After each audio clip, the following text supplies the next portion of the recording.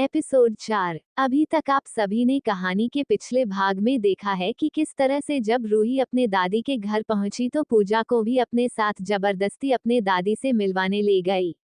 जैसे ही पूजा उस घर में अपना कदम रखती है वहां पर चारों तरफ रोशनी बिखर जाती है, जिससे यमुना पूजा से कहती है कि वो उस घर के लिए बहुत ही शुभ है। उसके आने से इतने दिनों से चल रही बिजली प्रॉब्लम खत्म हो गई। इस पर पूजा कहती है, ऐसी कोई बात नहीं है माँ जी, ये सब बस ऐसे ही इत्तेफाक से हो गया। फिर जब पूजा वहां से जाने लगी तो बाहर अचानक से रजत के सामने आ जाने की वजह से टकरा कर उसके बाहों में गिर जाती है। फिर झट से उसके बाहों से हटते हुए कहती है कि वो जानबूझकर उसे धक्का मारा, ये बोल वहां से निकल जाती है। उसकी बात को सुनकर रजत खुद में ही बोला, क्या बकवास कर रही थी ये लड़की, मैं इसे जानकर धक्का मरूंगा। What nonsense. अब कहानी आगे। रात का समय हो गया था और रजत अपने कमरे में जब अपने मोबाइल पर कुछ काम कर रहा था तब यमुना एक थाली में उसके लिए खाना परोसकर उसके कमरे में लेकर जाती हुई टेबल पर रख बोली, रात काफी हो गई है और रूही भी खाना खाकर मेरे पास ही सो गई है, तुम भी खाना खा लेना। ये बोल वो वहां से निकल गई। यमुना के जाने के बाद रजत झट से अपने मोबाइल को बेड पर फेंक जल्दी से खाना का प्लेट लिया और खाना खाने लगा। जैसे ही उसने एक निवाला अपने गले के अंदर डाला वो खुशी से बोल उठा, आज कितने दिनों के बाद माँ के हाथों का बना खाना खा रहा हूँ। सच में माँ के हाथों में जादू है। वह कितना टेस्टी खाना है। इतने दिनों से तो खुद ही जली पकी रोटी बना खाना पड़ता था। रजत ये बोल खाना खाने लगा, लेकिन उसके कमरे के बाहर चुपके से यमुना खड़ी उसे खाते हुए देख मुस्कुरा उठी और उनके आंखों में खुशी के आंसू झलक उठे। रजत को इतने खुशी से खाते हुए देख वो खुद में बोली, आज भी ये बिल्कुल नहीं बदला है। जैसे बच्चे में ये मेरे हाथों से बना खाना खाता था, आज भी उसी खुशी के साथ जब मेरे हाथों से बना खाना खाता है चहक उठता है। मेरा बच्चा खाने के नाम पर बाहर तो वहीं रूखी सुखी खा कर रह जाता है, लेकिन है तो ये भी जिद्दी ही ना, कुछ समझता ही नहीं है। काश कि ये मेरी बात मान लेता तो शायद इसकी जिंदगी फिर से एक बार पटरी पर आ जाती। पर ये तो मुझसे ही मुंह फुलाकर बैठ गया है ताकि मैं इसे कुछ ना कह सकूं। अब मैं इसे कैसे समझाऊं कि पिया के चले जाने से जिंदगी खत्म नहीं हो जाती है। इसकी एक छोटी सी बच्ची है जिसे इस वक्त एक माँ के प्यार की बहुत ज्यादा जरूरत है। ये समझे तो ना। ये बोल वो अपने कमरे में चली गई। उसके जाने के बाद जब रजत का खाना खाया हो गया तो वो प्लेट को टेबल पर रख खुद में ही बोला, थैंक्स माँ इतना अच्छा खाना खिलाने के लिए, पर मैं आपको ये बात भी नहीं बोल सकता हूँ, इसीलिए खुद में ही बोल तसल्ली कर लेता हूँ। मैं आपसे बहुत ज्यादा प्यार करता हूँ पर मैं आपकी ये बात नहीं मान सकता हूँ, क्योंकि मैं अपने जिंदगी में सिवाय पिया के किसी दूसरे को नहीं आने दे सकता हूँ। भले ही वो आज इस दुनिया में नहीं है पर वो मेरे दिल में धड़कन बन आज भी धड़कती है, और मैं उसकी जगह किसी दूसरी लड़की को नहीं दूंगा। फिर आप मुझसे बात करो या नहीं, मैं ये बात आपकी नहीं मान सकता हूँ। ये बोल वो अपनी डायरी से पिया की तस्वीर निकाल उसे निहारने लगा और उसी की तस्वीर को निहारते निहारते सो गया। इधर पूजा सबके लिए रात का खाना बना ली थी और जब सलोनी रसोई पहुंची तो खाना बना देख हैरान हो गई और बोली, पूजा बेटा जरा इधर तो आना। अपनी बुआ की आवाज सुनकर पूजा रसोई के तरफ आते हुए बोली, हाँ बुआ आपने मुझे बुलाया क्या? बेटा ये सारा खाना तुमने बनाया है? वो बुआ मैं ऐसे ही खाली बैठे बैठे बोर हो रही थी तो सोचा कि आप लोगों के लिए तब तक खाना ही बना देती हूँ, कम से कम मन लग जाएगा। क्यों आपको अच्छा नहीं लगा? नहीं बेटा ऐसी कोई बात नहीं है, पर तुम यहाँ पर कुछ दिन फ्रेश होने आई हो तो बाहर निकलो, जरा घूमो फिरो ताकि तुम खुद को अंदर से खुश महसूस कर सको। ऐसे अगर घर से रसोई तक ही सीमित रहोगी तो तुम्हारे मन से वो सब कभी भी नहीं निकल पाएगा। कल से मैं सबके लिए खाना बना लिया करूंगी पर तुम ये सब मत करना। और हाँ अगर तुम चाहो तो तुम यहाँ पर कुछ छोटे बच्चों को ट्यूशन पढ़ा सकती हो, इससे तुम बोर भी नहीं होगी और तुम्हारा मन भी लगा रहेगा। क्यों? जी बुआ अगर बच्चे पढ़ेंगे तो मैं कल से उन्हें पढ़ाऊंगी। तो फिर ठीक है पूजा, मैं कल ही सारे बच्चे को कहाऊंगी कि कल से तुम उन्हें पढ़ाओगी। फिर सभी खाना पीना खाकर अपने अपने कमरे में सोने चले गए। पूजा भी गेस्ट रूम में सोने चली गई पर उसे कहाँ ही नींद आने वाली थी। वो खुद को व्यस्त रखने के लिए ही तो दिन भर सबके बीच में गुजारती थी ताकि उसे वो सब याद ना आए। पर जख्म इतने गहरे थे कि उसे इतनी जल्दी थोड़े ना भूल पाता है इंसान। पूजा भी बेड पर लेटी लेटी अपने साथ हुई सारी बातें याद कर रही थी कि तभी अचानक उसे रूही का ख्याल आया। उसकी याद आते ही पूजा के चेहरे पर एक अलग ही खुशी आ गई और वो खुद में ही बोली, इस समय रूही क्या कर रही होगी, वैसे बहुत प्यारी बच्ची है वो, उसके साथ दिन का कुछ पता नहीं चलता है। होगा तो मैं कल उससे मिलने चली जाऊंगी और माँ जी से कहकर उसे अपने साथ यहाँ पर लेकर आ जाऊंगी। कुछ देर ट्यूशन कर पढ़ाई भी करवा दूंगी और फिर उसके साथ खूबसूरत मस्ती करूंगी। बेचारी उसकी माँ भी उसे छोड़कर इस दुनिया से चली गई है। भगवान जी भी पता नहीं ऐसा क्यों करते हैं। ये सब सोचते सोचते उसकी आंखें लग गई और वो सो गई। अगली सुबह चूंकि काफी लेट से पूजा सोई थी इसीलिए उसकी आंखें नहीं खुल पाई और वो सो ही रही थी। लगभग 7 बज रहे थे। जब वो उठी तो 7 बजते देख एकदम से हड़बड़ा कर उठते हुए बोली, आज मैं इतने देर तक कैसे सोते रह गई, लगता है कल रात काफी लेट से नींद आई थी इसी वजह। ये बोल वो जल्दी से फ्रेश होकर कमरे से बाहर आ गई। जब वो बाहर पहुंची तो सलोनी घर का सारा काम कर चुकी थी। ये दुख कर बोली, बुआ आपने मुझे जगाया क्यों नहीं, इतना लेट हो गया और मैं अभी तक सो ही रही थी और आप घर का सारा काम अकेली ही कर ली। हाँ तो क्या हो गया बेटा, तुम काफी थकी हुई थी इसीलिए मैंने तुम्हें जगाना ठीक नहीं समझा। और ये सब तो मैं रोज करती हूँ, इसमें कौन सी नई बात है।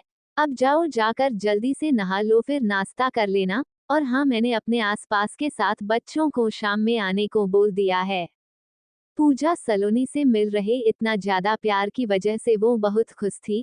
आज से पहले उसके साथ किसी ने भी इतना प्यार से बात नहीं किया था सिवाय उसके बाबा के। इसीलिए वो भी बुआ को काफी इज्जत देती थी। सलोनी के तरफ देखते हुए पूजा बोली, बुआ मुझे आपसे कुछ पूछना था। हाँ बेटा बोलो ना, इसमें सोचने वाली कौन सी बात है। बुआ वो मैं सोच रही थी कि एक बार मैं रूही से मिलकर आ जाऊँ उसके घर से। पता नहीं जब से उससे मिली मुझे उसके साथ वक्त बिताना बहुत अच्छा लगता है। और होगा तो उसे भी अपन साथ यहाँ लेते आऊंगी फिर उसके दादी के घर छोड़ आऊंगी। अरे ये तो बहुत अच्छा है। भले इसी बहाने तुम घर से भी निकलोगी और तुम्हारा मन भी लगा रहेगा। लेकिन बेटा जरा जल्दी वापस आ जाना, नहीं तो मुझे टेंशन होने लगेगी। पूजा सलोनी के गले से लगते हुए बोली, बुआ आप परेशान मत हो, मैं टाइम से लौट आऊंगी। अच्छा अभी मैं चलती हूँ। ये बोल पूजा घर से निकल गई और रूही के घर चल दी। जब वो रूही के घर के बाहर पहुंची तो दरवाजा लगा हुआ था। इसीलिए वो बेल बजा दरवाजा खुलने का इंतजार करने लगी। इस वक्त चूंकि रूही सो ही रही थी और यमुना अपना कुछ काम कर रही थी इसीलिए रजत आकर दरवाजा खोला। जैसे ही वो दरवाजा खोला सामने पूजा को देखकर बोला, तुम यहाँ पर। पूजा ने भी रजत को देखते हुए बोल पड़ी, आप यहाँ पर क्या कर रहे हैं। एक तो तुम मेरे ही घर में आ गई हो, ऊपर से मुझे ही बोल रही हो कि मैं यहाँ पर क्या कर रहा हूँ। क्या ये आपका घर है। पर यहाँ तो रूही और उसकी दादी रहती है। हाँ रूही मेरी ही बेटी है। रजत की बात सुनकर पूजा 1 मिनट चुप होकर रजत को देखने लगी। और जब रजत ने उसे खुद को घूरते देखा तो पूछा, तुम मुझे ऐसे क्यों घूर रही हो। वो मैं ये देखने की कोशिश कर रही थी कि इतने खड़ूस इंसान की इतनी प्यारी बच्ची कैसे हो सकती है। चलिए हटिए मेरे सामने से, मुझे रूही से मिलना है। ये बोल रजत को हटा पूजा झट से अंदर घुस गई। ए लड़की तुमने मुझे खड़ूस बोला। जरा सुनो मेरी बात। तुम अंदर कहाँ जा रही हो। इधर पूजा रूही को आवाज देते हुए बोली, कहाँ हो रूही बेटा, देखो मैं आपसे मिलने आई हूँ। पूजा की आवाज सुन यमुना जी बाहर आते हुए बोली, अरे पूजा तुम यहाँ पर, आओ ना। रूही तो अभी तक सो ही रही है, उसका तो 10 बजे से पहले सुबह ही नहीं होता है। प्रणाम माँ जी, मैं रूही के कमरे में जाकर उसे जगाती हूँ। आप मुझे बता दीजिए उसका कमरा कहाँ पर है। पूजा को इस तरह से बात करते देख रजत इरिटेट होते हुए बोला, ये कौन लड़की है और ये हमारे घर क्यों आई है। बड़ी ढीठ है ये, एक तो मेरे ही घर में खड़ी है ऊपर से मुझे ही खड़ूस बोल दिया। तभी पूजा भी बोल पड़ी, हाँ तो कौन सा झूठ कहा है मैंने, जो सच था वही तो बोल रही हूँ। वैसे भी मैं यहाँ पर आपसे नहीं रूही से मिलने आई हूँ। और माँ जी मैं रूही को अपने साथ लेकर जा सकती हूँ, फिर वापस शाम को पहुँचा दूंगी। हाँ हाँ पूजा बेटा क्यों नहीं, वैसे भी वो भी अकेली बोर ही होती है, अगर उसे पता चलेगा कि तुम आई हो तो दौड़कर आ जाएगी। ये लो नाम लिया और आ गई रूही। रूही दौड़ते हुए पूजा से के पास आकर उसके गले से लगते हुए बोली, गुड मॉर्निंग पूजा आंटी। गुड मॉर्निंग रूही, आप जग गई। हाँ आंटी। तभी रजत चिढ़ते हुए बोलता है, ये लड़की देखो रूही कहीं भी बाहर नहीं जाएगी, तुम्हें इससे मिलना है तो यहाँ पर ही मिल लो। पर यमुना जी अपने बेटे के बातों को इग्नोर करते हुए बोली, पूजा बेटी तुम रूही को अपने साथ लेकर जाओ, मैं भी देखती हूँ कौन मना करता है तुमको। रजत अपनी माँ की बातों को सुन उनके तरफ देखकर चुप रह गया। लेकिन जब पूजा और रूही घर से चले गए उसके बाद रजत गुस्सा करते हुए बोला, माँ आपने रूही को उस लड़की के साथ क्यों भेज दिया, वो लड़की बेहद बदतमीज है और आपने उसके सामने ही मेरी बातों को काट उसके साथ भेज दिया। बेटा तुम्हारे चक्कर में बेचारी रूही अपनी बचपन खो रही है, बेचारी जब से जन्म ली है तब से बिन माँ के ही पली बड़ी है, वो हमेशा अपनी माँ को उन आसमान में ढूंढती रहती है। मैंने तुमसे लाख बार कहा है कि इस समय उसे एक माँ के प्यार की बहुत जरूरत है, पर तुम हो कि अपने ही जिंदगी में गुम रहते हो, तुम्हें कहाँ उसकी नन्ही नन्ही आंखों में माँ के लिए खलती कमी दिखाई देगी। माँ मैंने आपसे लाख बार कहा है कि मैं पिया की जगह किसी और को नहीं दे सकता हूँ, और अगर उसने मेरी रूही के साथ सौतेली वाली बर्ताव किया तो फिर आप क्या करेंगी। कोई भी लड़की किसी और के बच्ची को माँ जैसा प्यार कभी भी नहीं दे सकती है, समझिए आप। रजत बेटा इस दुनिया में सभी खराब ही नहीं होते हैं, कुछ अच्छे भी होते हैं। अगर तू एक बार हाँ कह दे तो मैं पूजा को रूही की माँ बनाने की सोच रही हूँ। वो रूही से एक माँ की तरह प्यार करती है, वरना आजकल के जमाने में कौन लड़की ऐसी होती है जो किसी और की बच्ची को अपने जैसी प्यार करती हो। ये क्या बकवास कर रही है माँ, छोड़िए मुझे आपसे बहस करने में कोई दिलचस्पी नहीं है। रजत ये बोल अपने कमरे में चला गया। इधर पूजा रूही को लेकर मार्केट में चली गई और वो वहां पर रूही से बोली, रूही बेटा आपको क्या खाना है बोलिए हम वहीं खाएंगे। पूजा आंटी मुझे वो चाट, वाओ कितनी अच्छी और टेस्टी लग रही है, वो खानी है। तो चलो हम मिलकर खाते हैं, मस्त मस्त चाट का लुत्फ उठाते हैं। ये बोल पूजा रूही को लेकर चाट स्टॉल पर चली गई, फिर बड़े मजा लेकर चाट खाई, फिर पूरे मार्केट घूमी और फिर उसे लेकर अपने घर चली गई। पूजा आंटी मुझे आज घर नहीं जाना है, मुझे आपके साथ ही रहना है, प्लीज आप दादी को बोल दीजिएगा ना, मैं कल चली जाऊंगी। नहीं रूही बेटा मैं आपसे फिर मिलने आऊंगी ना, अगर आज आप घर नहीं गए तो वो आपके खड़ूस पापा हैं ना, वो मुझे कच्चा चबा लेंगे। पूजा की ये बात सुनकर रूही हंस पड़ी और बोली, क्या आंटी आपको पापा से डर लगता है। इस पर पूजा बोली, नहीं तो मैं क्यों डरूंगी आपके पापा से, वो कहीं के राजा है क्या जो उनकी सुनूंगी। वो तो मैं इसीलिए बोल रही हूँ क्योंकि वो आप पर गुस्सा करेंगे ना अगर आज घर नहीं गई तो। मैं किसी से नहीं डरती हूँ। रूही जब ज्यादा जिद करने लगी तो फिर पूजा रूही से बोली, अच्छा बाबा जो आप कहो, मैं माँ जी को एक बार कॉल कर बता देती हूँ, अगर वो हाँ कह देती है तो फिर आप मेरे साथ मेरे घर पर रुक सकती हो, ठीक है ना। अब हम आंटी, बहुत मजा आएगा। रूही को उस तरह खुशी से उछलते देख पूजा के चेहरे पर एक अलग सी ही खुशी खुद ब खुद आ जाती है। रूही को खेलते देख पूजा उसके पास से जरा दूर हट गई और यमुना को कॉल लगा ली। इधर यमुना जी कॉल रिसीव करते हुए बोली, हेलो कौन है। हेलो माँ जी मैं पूजा बोल रही हूँ। अच्छा पूजा बेटा तुम, क्या हुआ रूही तुम्हें ज्यादा परेशान कर रही है क्या। जी ना माँ, वो तो यहाँ बहुत खुश है और खेल भी रही है, वो मुझे सुबह से ही बोल बोल कर परेशान कर दी है कि वो आज मेरे साथ यहीं पर रुकेगी, तो मैंने सोचा एक बार आपसे पूछ लूं, क्या रूही मेरे साथ आज मेरे घर पर रुक सकती है, कल सवेरे सवेरे ही मैं उन्हें वहां पहुंचा दूंगी। यमुना पूजा की बात सुनने के बाद कुछ देर तो पहले चुप रही लेकिन फिर बोली, अगर रूही तुम्हारे साथ खुश है तो फिर ठीक है, उसे आज रहने दो वहीं पर, वैसे भी यहाँ भी वो हमेशा तुम्हारी ही बात करती रहती है। थैंक्स माँ जी, मैं अब फोन रखती हूँ, आप अपना ख्याल रखिएगा। तुम भी पूजा अपना और रूही का ख्याल रखना, चलो ठीक है रखो। ये बोल यमुना भी कॉल रख देती है और खुद में कहती है, बड़ी समझदार बच्ची है, लेकिन स्वभाव भी कभी गंभीर और सुलझे विचारों वाली है।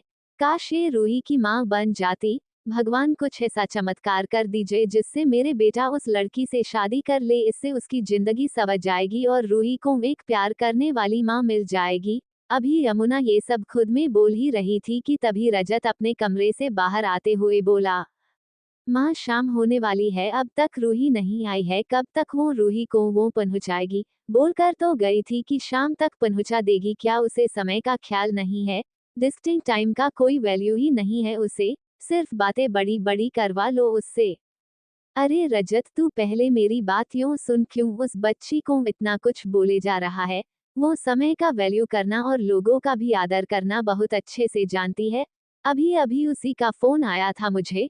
वो रूही उसके साथ इतना खुश है कि वो आज रात उसी के साथ रुकने की जिद कर रही थी। पूजा ने उसे कहा भी पर वो नहीं मानी, इसीलिए वो ये पूछने के लिए फोन की थी कि क्या आज रात रूही उसी के साथ उसके घर में रुक जाए।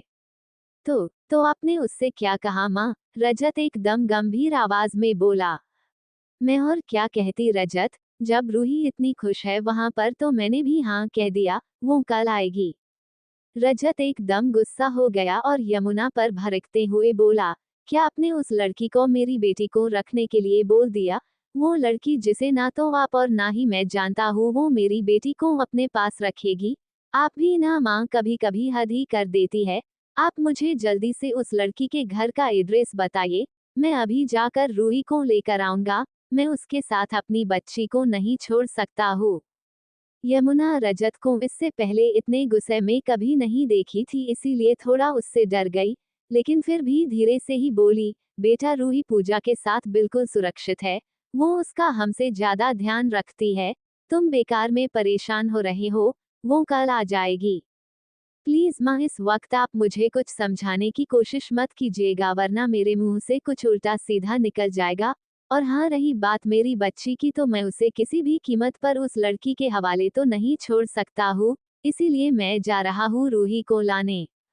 ये बोल रजत अपने कार में बैठ खुद ही ड्राइव कर कार लेकर चला गया। उसको जाते देख यमुना जी खुद में ही बोली, ये लड़का भी ना कभी भी मेरी बात समझता ही नहीं है। रूही जितना सुरक्षित पूजा के पास रहेगी उतना वो किसी के पास नहीं रहेगी। इधर जब रात में पूजा के घर में सभी का खाना पीना हो गया तब वो और रूही अपने कमरे में चली गई। पूजा आंटी, आज आप मुझे कहानी सुनाएंगी ना? रूही की प्यारी बात को सुन पूजा बोली, आपको कहानी सुननी है, पर मुझे तो कहानी आती ही नहीं है। एक काम करो रूही, आप ही मुझे अपने स्कूल की कहानियां सुनाओ ना। मेरे स्कूल की कहानी आंटी? वैसे आपके स्कूल में आपके कितने फ्रेंड्स हैं रूही? मेरी तो एक भी फ्रेंड्स नहीं है आंटी, क्योंकि सब मुझे हमेशा चिढ़ाते रहते हैं कि मेरी माँ नहीं है, इसीलिए मेरी छोटी ऐसी बनी होती है। इसी वजह से मेरा सबसे झगड़ा हो जाता है। क्यों, आपको चोटी बनानी नहीं आती है क्या? नहीं पूजा आंटी, मेरी चोटी पापा ही बना दिया करते हैं और उन्हें भी उतनी अच्छे से चोटी बनानी नहीं आती है। पूजा को ये बात जानकर हंसी आ गई और मन ही मन बोली, क्या खड़ूस रूही का चोटी बनाता है? क्या बात है, वैसे देखकर नहीं लगता है कि वो ऐसे काम भी करता होगा। फिर वो रूही से बोली, अच्छा रूही, अब काफी रात हो गई है, मैं आपको गाने गा कर सुनाती हूँ, आप सो जाओ। फिर पूजा धीरे धीरे गाने गुनगुनाने लगी। उसे गाने गाना बहुत अच्छा लगता था। कभी मौका ही नहीं मिला कि वो गाना गा सके, इसीलिए ये शौक उसके अंदर ही दब कर रह गया था। लेकिन आज बहुत दिनों के बाद जाकर वो कुछ गुनगुना रही थी। वो गाने में इतनी मशगूल हो गई कि रूही कब सो गई उसे पता ही नहीं चला। जब वो रूही को देखी तो वो सो चुकी थी। फिर पूजा उठकर रूही को हल्के से एक चादर उड़ा दी और उसके सर पर एक किस कर ली। फिर मुस्कुराकर खुद भी लेटकर अपनी आंखें बंद कर ली। अभी कुछ वक्त हुआ ही होगा कि अचानक से पूजा के कानों में किसी के दरवाजा खटखटाने की आवाज आने लगी। पूजा दरवाजा के खटखटाने की आवाज सुनकर झट से अपनी आंखें खोल घड़ी की तरफ देखते हुए खुद में ही सोची, इस वक्त कौन आया होगा? वो भी रात के समय में, जाकर देखती हूँ। ये बोल वो अपने कमरे से निकल बाहर आ गई, और जब देखी कि अभी तक बुआ और बाकी के सभी लोग जगे नहीं है तो वो जल्दी से जाकर खुद ही दरवाजा खोल दी। जैसे ही उसने दरवाजा खोला सामने रजत को देखकर एकदम से हड़बड़ा गई और बोली, आप यहाँ पर, वो भी इस वक्त? पूजा एकदम धीरे से बोली। रजत, चूंकि वो पहले से ही पूजा पर गुस्साया हुआ था इसीलिए जोर से बोलने लगा, एक तो तुमने मेरी बेटी को यहाँ पर रोक। अभी वो इतना ही बोल पाया था कि तभी पूजा उसका हाथ पकड़ उसे खींचते हुए दरवाजे से थोड़ा दूर ले जाकर बोली, देखिए मिस्टर, इस वक्त सभी लोग सो चुके हैं और मैं नहीं चाहती हूँ कि मेरी वजह से किसी को प्रॉब्लम हो, इसीलिए प्लीज आप जरा धीरे से बोलिएगा। पूजा के कहने पर रजत बोला, मैं क्यों धीरे से बोलूं? अगर लोग जगते हैं तो जगे। मुझे ये बताओ कि तुमने मेरी बेटी को यहाँ पर रोक क्यों लिया, जबकि तुम बोली थी ना कि उसे शाम तक पहुंचा दोगी। तो फिर, मैं तुम जैसी लड़कियों को बहुत अच्छी तरह से जानता हूँ। पहले तो बड़े बड़े घरों की बच्चियों के साथ मेल जोल बाती हो और फिर उसे किडनैप कर लेती हो ताकि उसके घर वालों से अच्छे खासे पैसे वसूल कर सको। क्यों, यही प्लान है ना तुम्हारा?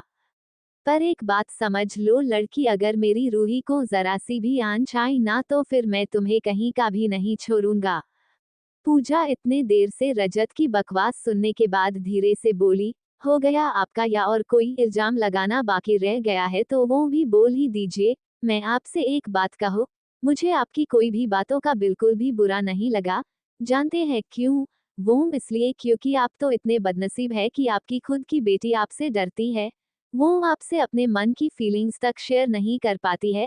ऐसे बदनसीब की बातों का क्या ही बुरा मानूं। और हाँ, एक बात और, रूही खुद मेरे साथ रहने की जिद कर रही थी इसीलिए मैंने माँ से पूछकर उसे अपने पास रख लिया था। पूजा के तानों को सुन रजत और गुस्सा हो बोला, ओ प्लीज मुझे मत बताओ कि मुझे मेरी बेटी के साथ कैसे पेश आना चाहिए, और हटो मेरे रास्ते से, मुझे रूही को यहाँ से लेकर जाना है। ये बोल रजत पूजा को हल्का सा धक्का देते हुए आगे बढ़ने लगा, लेकिन तभी पूजा झट से दौड़कर रजत के समाने आते हुए अपना दोनों हाथ फैलाकर खड़ी हो गई और बोली, देखिए मिस्टर, इस वक्त काफी रात हो चुकी है और रूही अभी गहरी नींद में सो रही है। प्लीज आप अपने घमंड के कारण उसकी नींद तो मत खराब कीजिए। कल सुबह आप उसे लेकर चले जाएगा, पर इस वक्त नहीं। पूजा की बात सुन रजत और गुस्सा गया और बोला, अच्छा अब तुम मुझे बताओगी कि मुझे मेरी बेटी को कब ले जाना चाहिए और कब नहीं? मिस्टर, आप सारे बात पर बहस क्यों करने लग जाते हैं? मैं ये बात सिर्फ रूही की भलाई के बारे में सोचकर कही है मैंने, पर नहीं, आप तो हर बात को अपने ऊपर ही ले लेते हो। अभी इन दोनों के बीच में तकरार शुरू हुआ ही था कि तभी रूही वहां पर आंख मलते मलते आते हुए कहती है, पापा आप यहाँ पर। रूही बेटा चलो, हम आपको लेने आए हैं। रजत इतना बोल रूही को अपने गोद में उठाने के लिए आगे बढ़ने लगा, तभी रूही बोल पड़ी, नहीं पापा, मुझे पूजा आंटी के साथ ही रहना है। प्लीज मैं नहीं आऊंगी आपके साथ। रूही की बात सुन उसे जबरदस्ती अपने गोद में उठाते हुए रजत बोला, नहीं आप यहाँ पर नहीं रह सकती है। मैंने आपको कितनी बार कहा है कि किसी अनजाने लोग से इतना लगाव मत कर बैठिए वरना बाद में नुकसान चुकाना पड़ सकता है। पर आप मेरी बात समझ ही नहीं रही है।